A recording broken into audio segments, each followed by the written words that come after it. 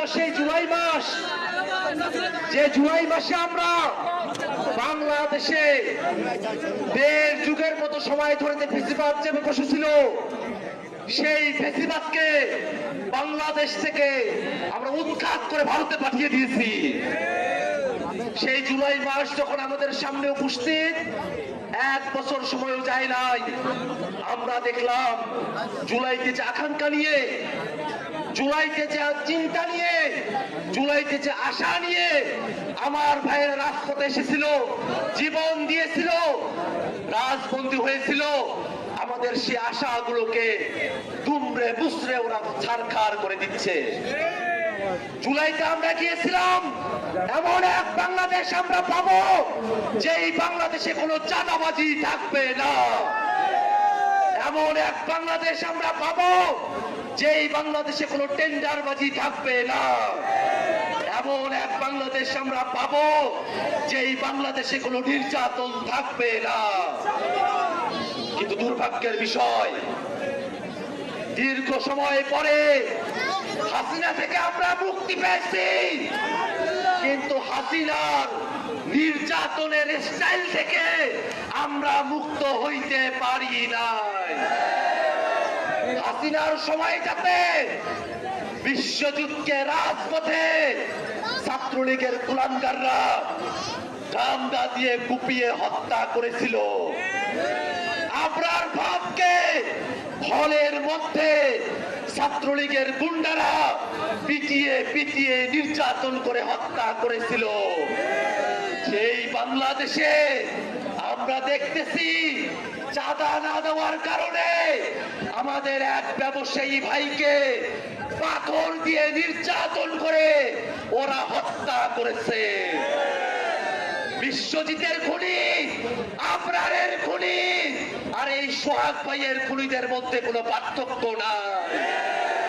বিশ্বজিৎ আবরারের খুনিকে আমরা বাংলাদেশ থেকে বিদায় করেছি, সোহাগের খুনিদেরকেও আমরা বাংলাদেশে স্থির হইতে দেব না।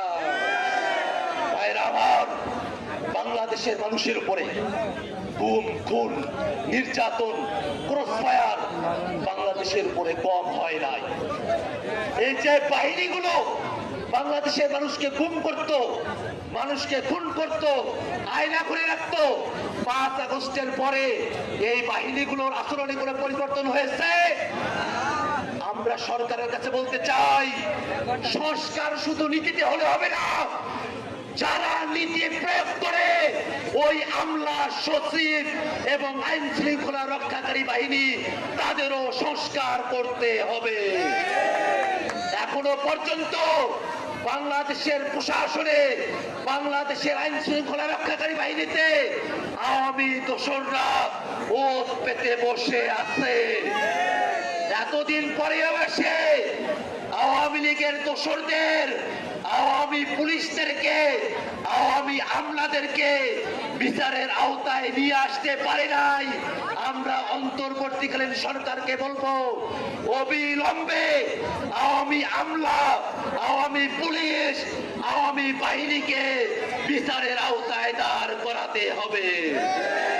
ভাইরা আমার, বাংলাদেশ রাষ্ট্রটি সে অনেক আগে থেকে ধর্মীয় সম্প্রীতির মধ্যে তারা বসবাস করে এসেছে, কিন্তু দুর্ভাগ্যের বিষয়, ৭২-এর সংবিধানে সেকুলারিজম, ধর্ম নিরপেক্ষতাকে অ্যাড করে বাংলাদেশে ধর্ম বিদ্বেষের, ইসলাম বিদ্বেষের রাজনীতি চর্চা করা হয়েছে।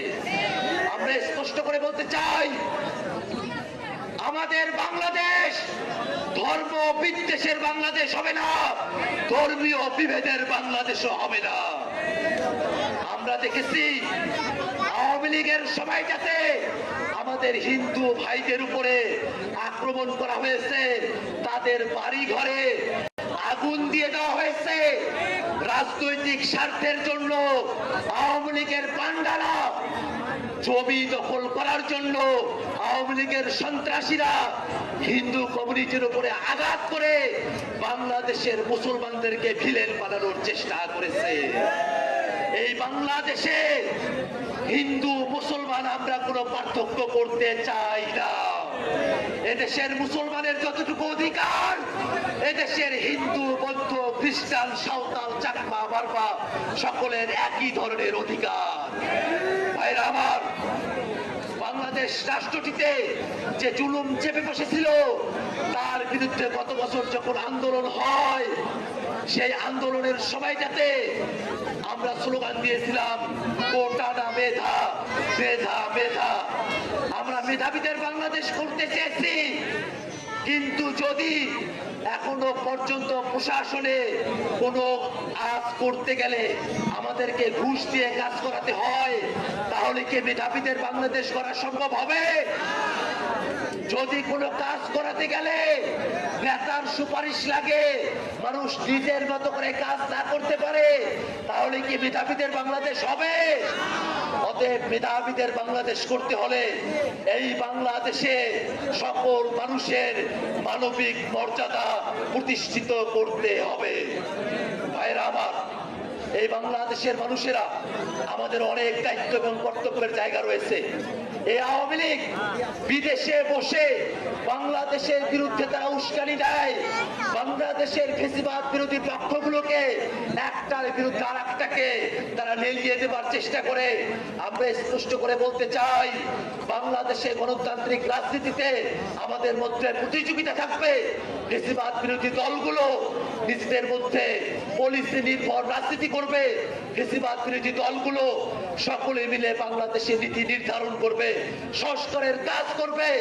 ওই আওয়ামী লীগ যদি বাংলাদেশে ফেরার চেষ্টা করে, বাংলাদেশের দল মত নির্বিশেষে সকল ফেসিবাদ বিরোধী শক্তি রাজপথে নেমে এসে আওয়ামী লীগের ফিরে আসার স্বপ্নকে ধূলিসাৎ করে দেবে ইনশাআল্লাহ।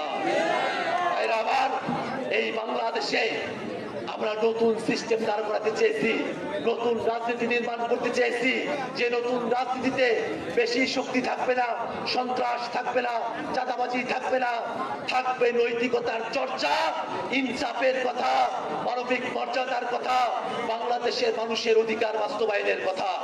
এই রাজনীতিকে বাংলাদেশে আমরা ছড়িয়ে দিতে চাই। আর বাগেরহাটের মানুষেরা, আপনাদের কাছে আমরা ওয়াদা চাই, নতুন বাংলাদেশের রাজনীতি আপনারা বাগেরহাটের ঘরে ঘরে পৌঁছে দিবেন। ভাইরা আমার, আজকের এই সমাবেশে উপস্থিত জনতা, আলেম সমাজ থেকে শুরু করে নিয়ে আমাদের মা বোনেরা যারা উপস্থিত হয়েছেন, তাদের সকলকে আবারও সালাম জানিয়ে আমি আমার বক্তব্য এখানে শেষ করছি। ইনকিলাব জিন্দাবাদ।